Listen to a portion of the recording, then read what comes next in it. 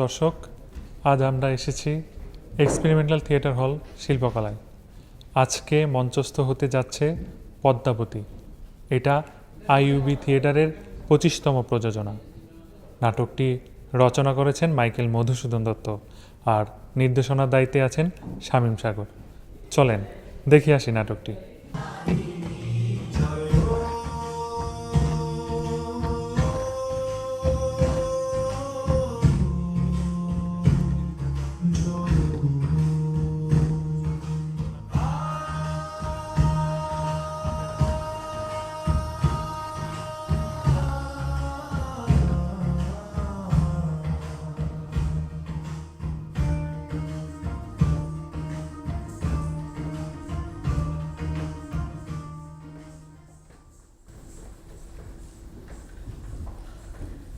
এই সবাজন আমরা আমরা কারা রে? আমরা যাযাবর। হ্যাঁ, আমরা যাযাবর। গ্রাম থেকে নগর, নগর থেকে আরণ্য, রাজ দরবার থেকে সাধারণের উঠি। তাদের কাহিনী ঝুলি আর হাতে নদীর পুতুল মেঘ বেড়ায়। এই পুতুল কাছে বসে নিজেদের বুক ভরা প্রেম, ভালোবাসা, হাসি, কান্না আর মানুষেরই গল্প। আজ আমরা আপনাদের যে গল্প শোনাতে চলেছি তা কেবল মানুষের দেবতার গল্প নয়, তা কেবল রাজারাজির গল্প নয়। এতে যেমন মানুষের হৃদয়ের আরতি আছে, তেমন দেবতাদের আশীর্বাদ।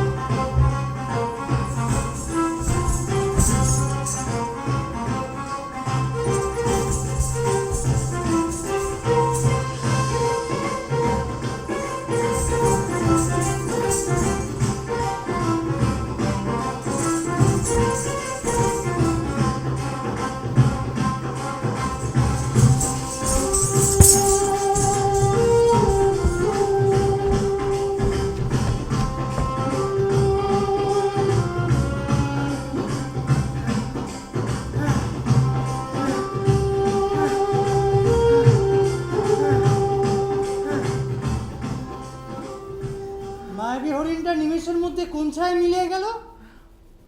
এ কি সত্য, নাকি বনলক্ষ্মীর কোনো মায়াজাল? এমন অপরূপ রূপ তো মর্তের কোনো কাননে দেখিনি। মায়াজাল কিনা জানি না মহারাজ, কিন্তু আমার চলে এখন শুধু সর্ষে ফুল ভাসছে। মায়াবী হরিণের পিছনে যেভাবে ধনুক নিয়ে দৌড় দিলেন, সেখানে মায়াবী হরিণ না হয়ে যদি একটি জ্যান্ত কাশি হতো, এই বনে পুড়িয়ে খাওয়ার ব্যবস্থা করা যেত। সখা, তুমি পারো বটে।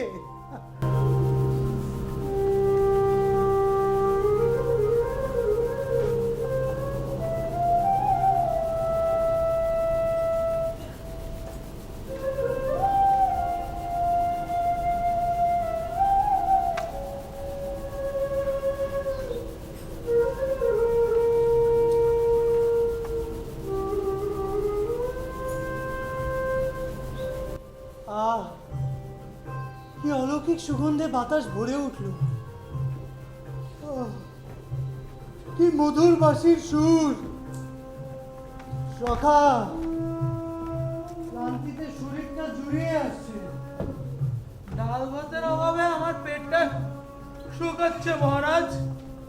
বনের অলৌকিক সুগন্ধি তো পাচ্ছি না, কিন্তু যদি রাজপ্রাসাদের ঘি ভাজা লুচির সুবাসটা নাকে আসতো।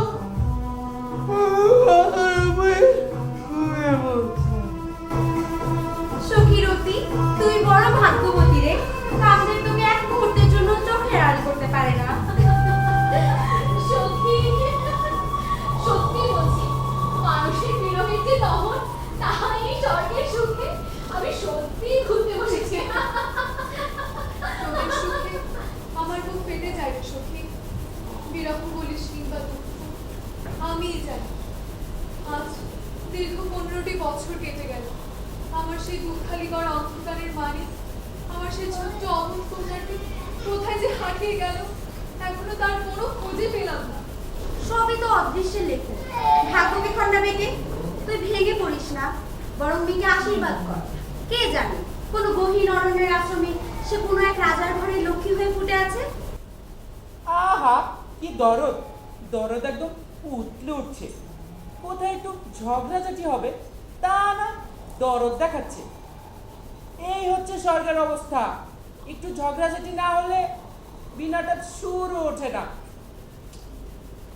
যাই, এই সোনার পদ্ধতি দিয়ে 3 দেবীর মাঝে একটু রূপের ঘি ঢেলে দিই, দেখি কেমন কলহের আগুন জ্বলে। নারায়ণ নারায়ণ। মাইকেল মধুসূদন দত্তের যে সাহিত্যকর্ম আছে সেখানে নাটক কিন্তু খুব কম, তো সেইখানে পদ্মাবতীকে যে নূতন রূপে আর কি আধুনিকায়ন করে মঞ্চায়ন, এটা খুবই ভালো লেগেছে।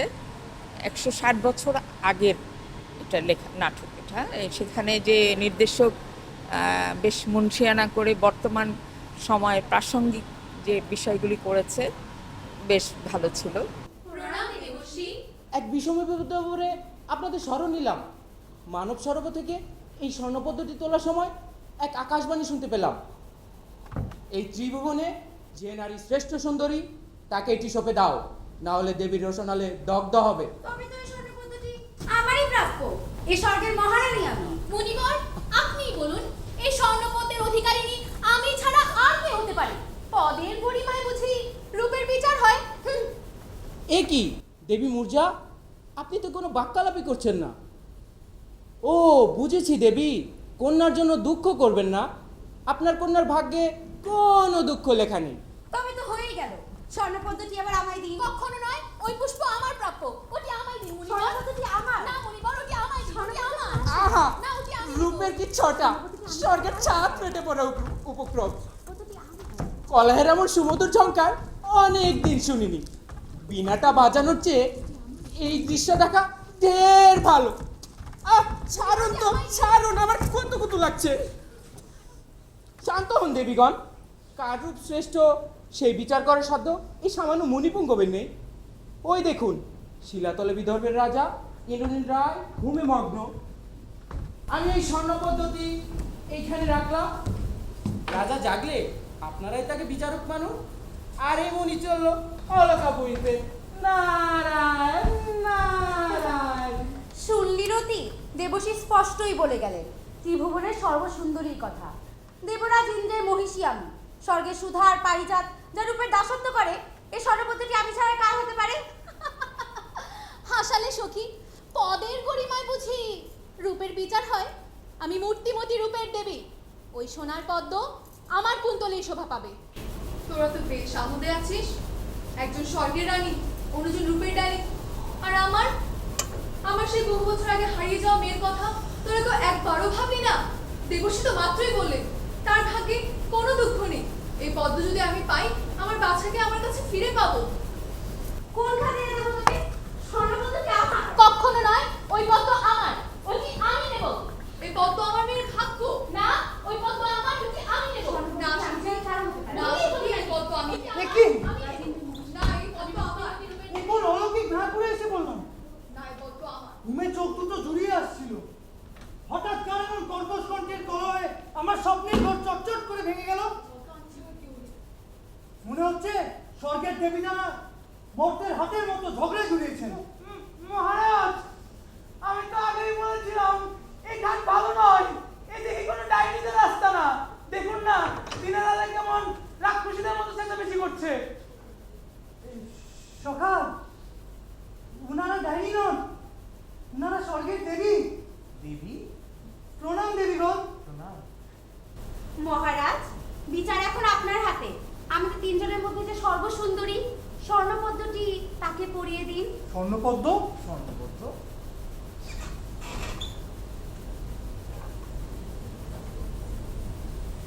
একই দায়, সুন্দরীদের মাঝে ঝগড়ার বিচারক হওয়া মানে তো নিজের মরণ নিজে ডেকে আনা।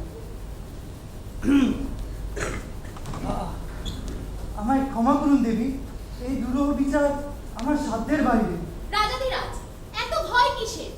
একবার দেখুন না, রূপের বিচার কি এতই কঠিন? তবে আমি এই স্বর্ণপদ্মটি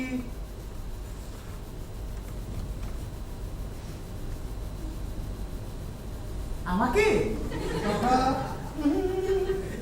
রতি দেবীকেই অর্পণ করলাম। আমার চোখে রূপের সভায় রতি দেবী শ্রেষ্ঠা। ওরে অভাজন মানব, কামের বর্ষবর্তী হয়ে তুই ধর্মকে বিসর্জন দিলি। দেবরাজ ইন্দ্রের মহিষ্ঠ অপমান, এই অপরাধের ফল তোকে মর্তে ধুলে ভোগ করতেই হবে। মহারাজ ক্ষমা করুন দেবী। তোর এই অপরাধের ফল তোকে কালো কালো পেতেই হবে, মনে রাখিস। তোর এই পাপের খেসারত তুই চোখের জলে দিবি। মহারাজ ক্ষমা করুন দেবী, ক্ষমা। না, ভয় পাবেন না, আমি আপনাকে রক্ষা করব এবং যথাসময়ে আপনার এই ন্যায় বিচারের মহৎ পুরস্কার আপনি এই মর্তলোকেই পাবেন। ওরে আমার পোড়া পেট, সব অনর্থের মূল হলি তুই। খিদের জ্বালা মেটাতি তো রাজার পিছে পিছে এই পাহাড়ে আসা। হাঁটতে হাঁটতে পা দুটো তো গেলেই, এই দেবীদের সামনে মনে হচ্ছে মাথাটাও যাবে। সখা, তুমি কেবল তোমার এই নশ্বর দেহের চিন্তাই করলে? দেবতার রোষ বা পুরস্কার কোনোটি তো মানুষের হাতে লেখা নেই সখা, ও তো সব নিয়তির লেখন। কিন্তু এই নির্জন দেব উপবনে আজ যা দেখলাম, যে অলৌকিক ঘটনার মুখোমুখি হলাম, তা কি মর্তের কোনো রাজার ভাগ্যে সহজে জোটে? মহারাজ, রূপের আলো দিয়ে তোর পেট ভরে না। রাজপ্রাসাদে সেই ছানার সন্দেশ আর ঘিয়ে ভাজা লুচির এত সুন্দর সুবাস ছেড়ে আমরা আর কতক্ষণই পাথরের উপর বসে রূপের বিচার করব। কৃপা কৃপা করুন মহারাজ, এই অভাগা বামুনের পেটে কিছু অন্ন দেওয়ার ব্যবস্থা করুন। ঠিক বলেছো সখা, মায়ার ছায়া ছেড়ে এবার আমাদের বাস্তবের ভূমিতে ফিরতেই হবে। চলো এবার রাজধানীর পথ ধরি। বাঁচালেন মহারাজ। দাঁড়াও সখা, অন্তত মর্তের ভাত তরকারি খাঁটি স্বাদ তো পাওয়া যাবে। এই দেবীদের মরা পচা পদ্ধতি থেকে মর্তের গরম ভাতের মান আমার কাছে অনেক বেশি ইম্পর্টেন্ট। নাটক ভালো লেগেছে। মাইকেল মধুসূদন দত্তের লেখা, তো প্রথমেই শুনে মনে হয় যে শব্দগুলো হয়তো একটু কঠিন হবে, কেমন হবে নাট্যরূপ। তো একটা বিষয় ছিল আমার কাছে বেশি আগ্রহ জন্মেছে যে নির্দেশনায় শামীম সাগর ছিলেন, সেই জন্য ভেবেছিলাম দেখব। আরেকটা বিষয় হচ্ছে আইইউবি, ওরা নাট্যকলা বিভাগের না, ওদের একটা থিয়েটার ক্লাব, তো ওদের যখন নাটক হয় আমি দেখতে আসি। তো এটাও একটা কারণ ছিল। এই দুটো কারণ মিলেই আজকে আসার পরে যেটা বেশি ভালো লেগেছে, আমি খুব উপভোগ করেছি, কারণ সমসাময়িকভাবে বিষয়টাকে উপস্থাপন করা হয়েছে যে আমাদের এখনকার ছেলেমেয়েরা যেন নাটক দেখার প্রতি আকর্ষণ বোধ করে, সংলাপগুলোকে সেভাবে সাজানো হয়েছে। তো 1 ঘন্টা 20 মিনিট ব্যাপ্তির নাটক আমার মনে হয় দর্শকদেরও ভালো লেগেছে। আজকে আমরা দেখেছি মাইকেল মধুসূদন দত্তের পদ্মাবতী। আমার নাটকটা খুবই ভালো লেগেছে, তবে আধুনিকের সাথে কিছু মিল ছিল। আমার কাছে মনে হয়েছে মিল না রাখলে বেশি ভালো হতো।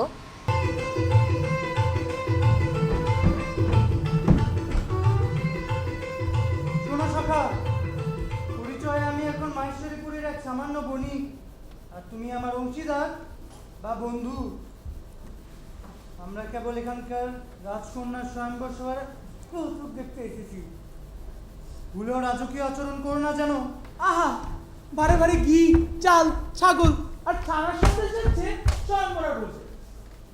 আর এই হতভাগা বামুনের কপালে শুধুমাত্র বনের শুকনো বাতাসা ধুলোবালি।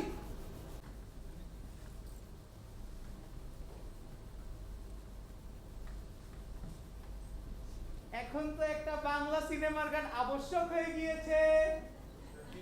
কোন গানটা? মুরব্বি মুরব্বি, তুমি আমার চাঁদ, প্লে দ্য মিউজিক।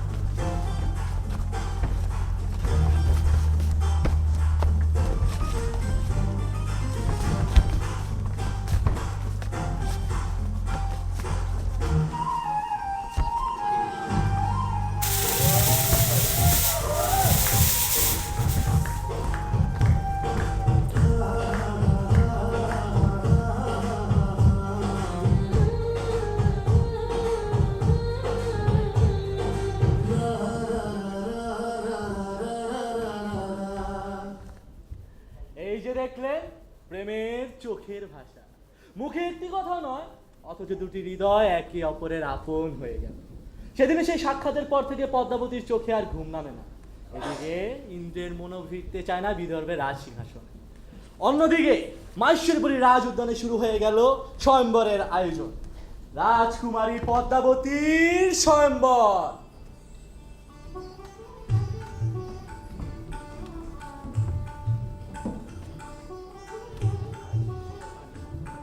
দূর দূরান্ত রাজ্য থেকে এলেন মহারাজ, রাজপুত্র, বীর সেনাপতি।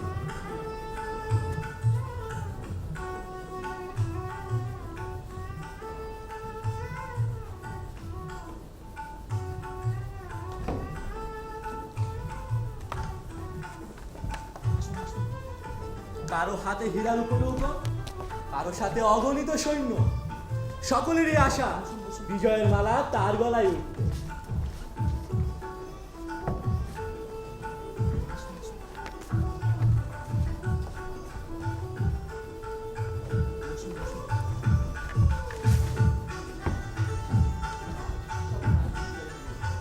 তাহলে রাজকুমারী পদ্মাবতীকে আমন্ত্রণ জানাই। রাজকুমারী পদ্মাবতী, আসুন।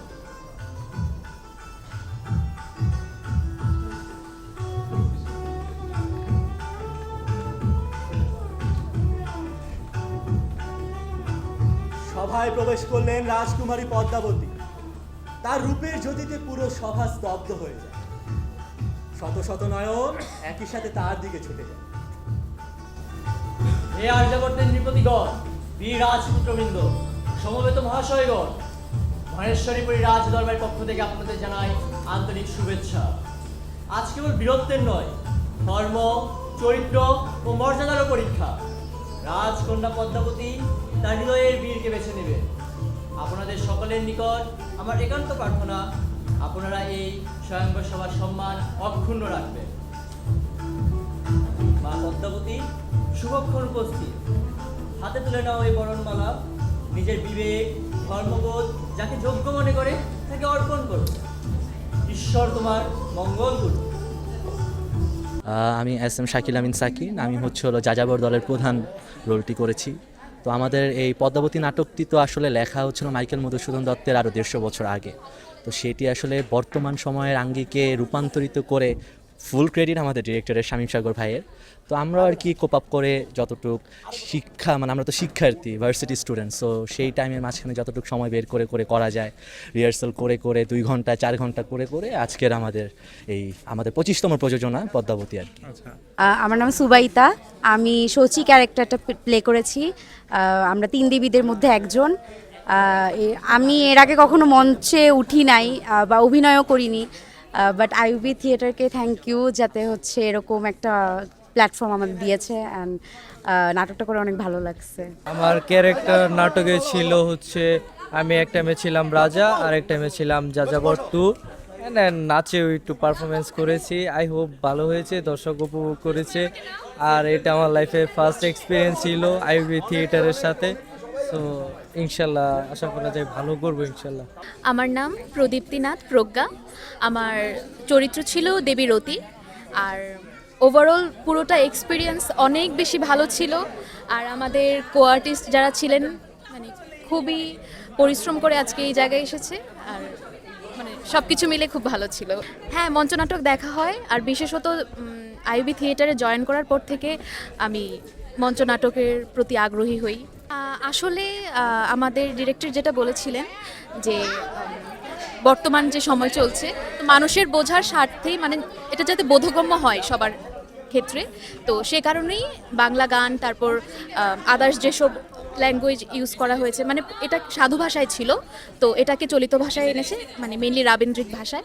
তো এটাই হচ্ছে আর কি মেইন কথা, যাতে দর্শকের বোধগম্য হয়, তাই হচ্ছে। এখানে পদ্মাবতী নাটকে আমি রাজা ইন্দ্রনীলের ক্যারেক্টারে অভিনয় করেছি। আর বেসিক্যালি আমার অভিজ্ঞতাটা খুব দারুণ। একটু টেন্স ফ্রি ছিলাম, কারণ এর আগের বার একবার করেছি, একটা প্রোডাকশনে কাজ করেছিলাম, সুলতানার স্বপ্ন। এটা আমার সেকেন্ড টাইম। সো ওই হিসাবে খুব একটা প্রেশার, মানে আমি ছিলাম না প্রেশারে। সো এটাই অভিজ্ঞতা দারুণ ছিল। 1.5 মাস লাগাতার কিছু বন্ধুত্ব তৈরি হওয়া, সেখানে রিহার্সাল করা, একসাথে সময় কাটানো 3 ঘন্টা, ইট ওয়াজ টোটালি যে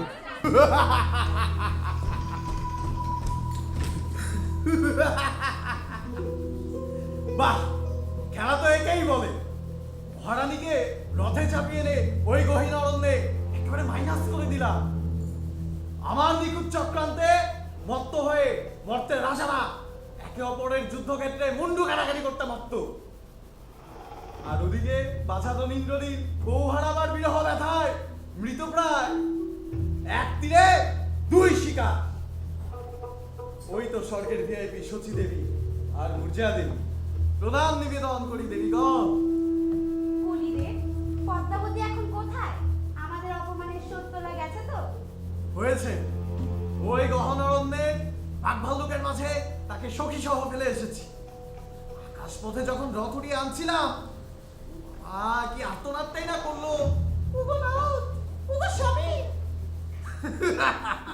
মনে পড়লে এখনো আমার পেটে হাসির খিল ধরে। কলিদেবকে অসংখ্য ধন্যবাদ। দেববর, তোমার কুটির গুণেই আজ আমার অহংকার আর অভিমান রক্ষা পেল। যাও, এখন তুমি স্বর্গে যাও। সেখানে অপ্সরীরা তোমার জন্য নাচ গান নিয়ে অপেক্ষায় আছে। আমি শীঘ্রই স্বর্গে কোষাগার থেকে তোমার উপহারটা নিয়ে আসছি। যে একটা মহারানী, যার সংসার ভাঙতে হবে, আমার একটা মিস কল দেবেন, কলিদেব হাজির হয়ে যাবে।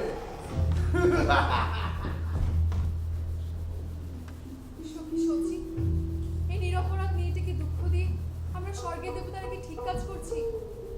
নিজের মেয়ের বিরহের কষ্ট আমি জানি, তাই অন্য মেয়ের কান্না আমি সহ্য করতে পারি না। এই পাপে আমি আর অংশীদার হব না। আমি চললাম। যাকগে, আমার পথ এখন একেবারে নিষ্কণ্টক। আমার দাপটে প্রতিদেবী তো আমার সামনে আসার সাহসই পায় না। যাই, এখন বনের ভিতর গুজবটা ছড়িয়ে দিই। মহারাজ ইন্দ্রনীল যুদ্ধে গিয়ে প্রাণ হারিয়েছে। তবেই পদ্মাবতীর সে রূপের অহংকার এক নিমিষে ধুলোয় মিশবে। দেখি ওদের বাসর ঘর কিভাবে জমে।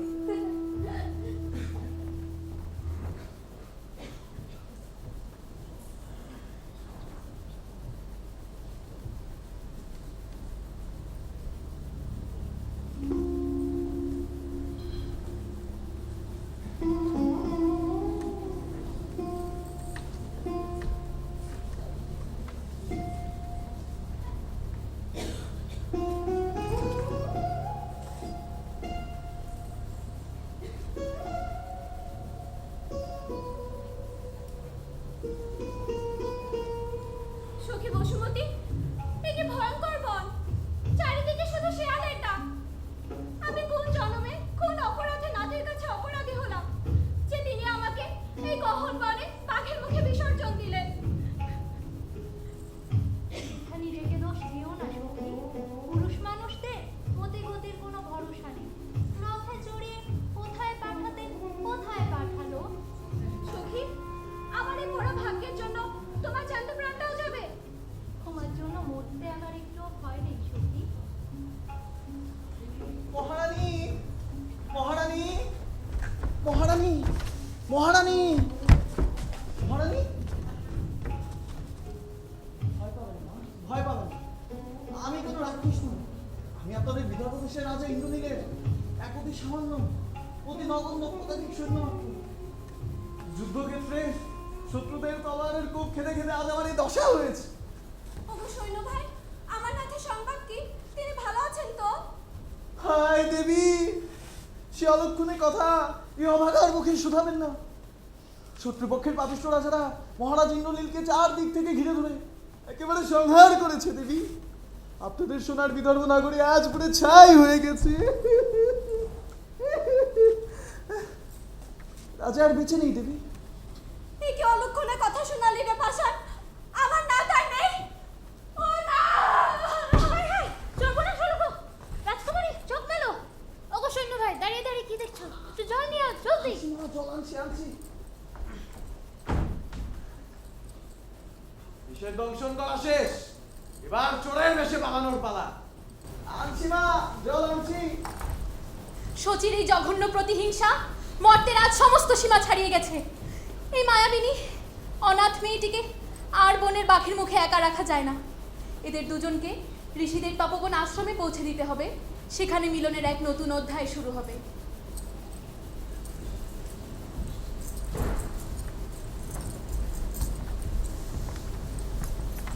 ও গো বাছা, তোমরা কারা গো? আমাদের প্রিয় সখী স্বামীর মৃত্যুর সংবাদ শুনে চৈতন্য হারিয়েছে।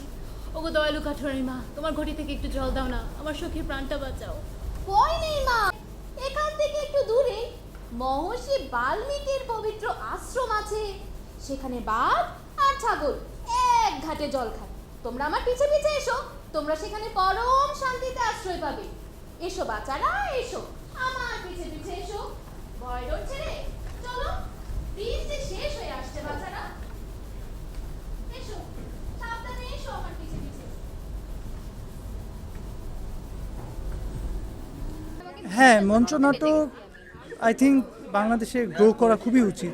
এক সময় খুবই হাইলি পপুলার ছিল, মাঝখানে একদম ডাউনে চলে গেছে। এখন I think it's growing a bit. আমার নাম হচ্ছে সৌহাদ্র পাল, আর আমি এখানে পদ্মাবতী নাটকের হচ্ছে মহারাজ যাজ্ঞ সেন মানে পদ্মাবতীর বাবার অভিনয়টা করেছি। আর বলতে গেলে যে নাটকটা আধুনিকায়ন করা হয়েছে মানে মানে এটা তো অনেক পৌরাণিক একটা বিষয়। আর মানে ওই যে একটা রূপান্তরিত নাটক মাইকেল মধুসূদন দত্তের, তারপরে হচ্ছে এখানে এখন অডিয়েন্সের সাথে বর্তমানের সময়ের একটা মিলবন্ধনের জন্য আর কি এইভাবে নতুনভাবে একটা নতুন সৃষ্টি। তো প্রেম ভালোবাসা যাতে অডিয়েন্সের সাথে আমাদের একটা মানে খুব ভালোভাবে একটা ক্যাচ হয়ে যায়, তো নাটকটা বুঝতে পারে। খুবই সত্যি কথা বলতে গেলে আমাদের এটা মানে প্রফেশনাল একটা টিমের মতো না, কারণ আমাদের 4 বছরের হচ্ছে ইউনিভার্সিটি লাইফ, এর মধ্যেই অনেকের বেরিয়ে যেতে হয়, গ্র্যাজুয়েশন শেষ হলে চলে যাবে। হ্যাঁ, তো আমরা এই পর্যন্ত যে 25টা প্রযোজনা করেছি, লাস্ট প্রযোজনা 3টা প্রদর্শনী হয়েছে। এটাও আমাদের সামনে এখনও কথা হচ্ছে, মানে এই জন্য আমি নামটা আগে বলছি না যে কোথায় কি। যদি আমাদের খুব মানে সমস্ত মানে পরীক্ষার সময় বা দিয়ে যদি হয় মানে টাইমটা ম্যানেজমেন্ট হয়ে যায়, তাহলে আমরা খুব সুন 3য় প্রদর্শনীতেও আমরা যাচ্ছি আর কি। এটা তো আইউবি থিয়েটারের 25তম প্রযোজনা, তাদের 20 বছর পূর্তি উপলক্ষে যখনই হলো যে পদ্মাবতী করা হবে। এখন তো মাইকেল মধুসূদন দত্তের টেক্সট বেশ দুরূহ আমাদের কাছে। যখন আমরা প্রথম পড়ি তখন একটা যুক্তি আমাদের কাছে এসেছিল যে শেক্সপিয়রের নাটকগুলোর ভাষা যদি বর্তমানের মতো সহজ করে তাহলে কেন আমরা মাইকেল মধুসূদন দত্তের ভাষা কেন আমরা পারব না। ওই রেফারেন্সে আমরা আগে প্রথমত এটা সহজবোধ্য করেছি। তারপরে বর্তমান সময়েও আমরা কমেডি প্রযোজনাগুলোতে কোন কোন এলিমেন্টগুলো আসলে সেটা কমেডিটা আসে।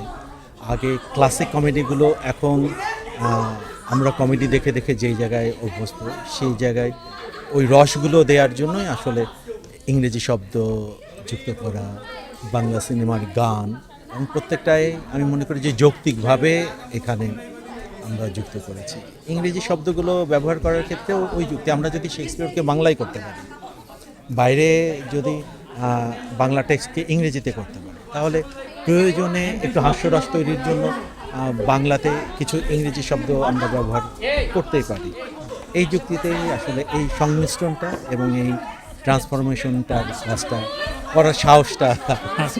আচ্ছা, এটা আসলে নির্ভর করে থিয়েটার ক্লাবটার তাদের পরিকল্পনার উপর।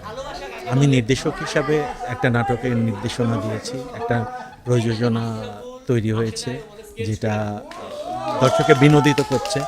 এরপরে এটার দায়িত্ব আসলে থিয়েটার ক্লাবের, ওদের পরিকল্পনার ভিতর দিয়েই ওরা কয়টা করতে পারবে। এবং তার পাশাপাশি ইউনিভার্সিটিগুলোর থিয়েটার ক্লাবগুলোর একটা সীমাবদ্ধতা আছে, তারাও ইচ্ছা করে সব কিছু করতে পারে না।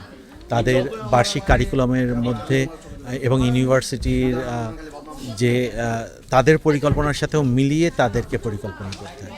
সব মিলিয়েই আসলে থিয়েটার ক্লাবটা পরিকল্পনা করবে যে পরবর্তীতে আর কয়টা প্রদর্শনী করতে হবে।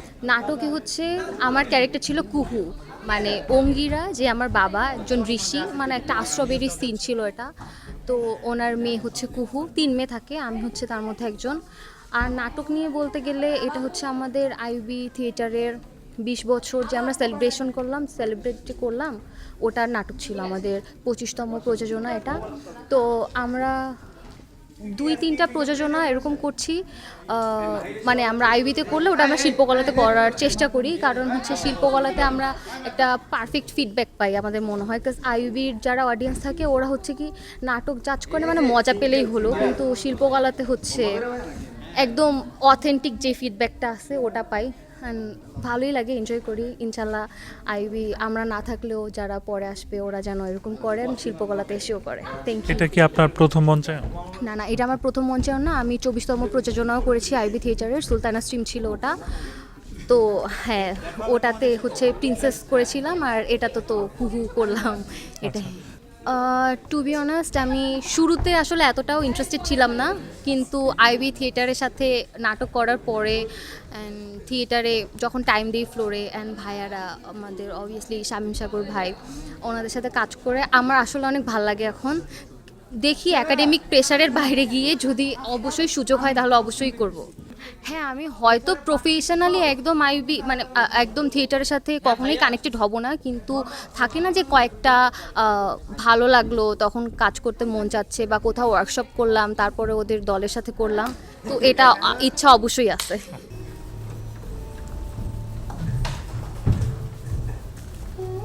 মহারাজ, পাতা তো শেষ, আপনি না হয় রানীমাকে খুঁজুন, আমি একটু রান্নাঘরটা দেখে আসি, যদি 2-4টে পাকা কলা, হিরসরা কিংবা কাঁঠাল খুঁজে পাই। সখা, তোমার এই ক্ষুধা জন্মান্তরেও যাবে না। ক্ষুধা না থাকলে প্রেমটাও হবে না। ক্ষুধায় কাব্য হয়, কিন্তু অধিক ক্ষুধায় মানুষটাই থাকে না। যাও যাও।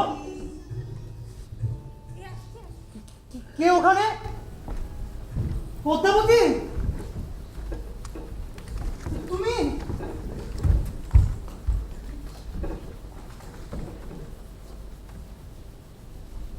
না, আবার বুঝি আমার মনেরই চলো না।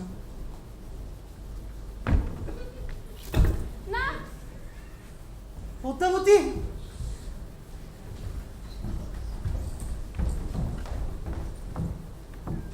এই কি দুজন শুধু একে অপরের দিকে তাকিয়ে আছে? আমার দিকেও কেউ যদি একটু তাকাতো। আমি যে আশ্রমে কলা গাছকেও সন্দেশ দেখছি। ওরে বাবা, এ আবার কি হচ্ছে? এবার কি স্বর্গের থেকে ভোজ নেমে আসছে? নারায়ণ নারায়ণ। ঋষিঙ্গিরা, আজ থেকে বিবাহের পথ সমাপ্ত। প্রেমের জয় আর অহংকার পরাজয়। দেবী মূর্জা, এ আপনার হারিয়ে যাওয়া কন্যা বিজয়া। বিজয়া? আমার মেয়ে? মা?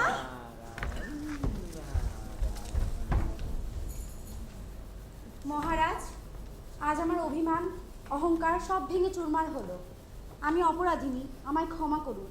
আজ থেকে স্বর্গ ও মর্তের সকল বিবাদের এখানেই অবসান হোক।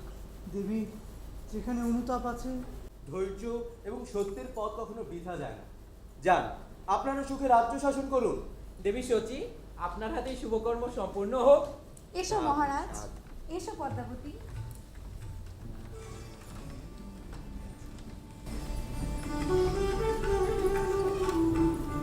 পদ্মাবতীকে আমি স্বর্গের সমস্ত আশীর্বাদ স্বরূপ তোমার হাতে সমর্পণ করলাম।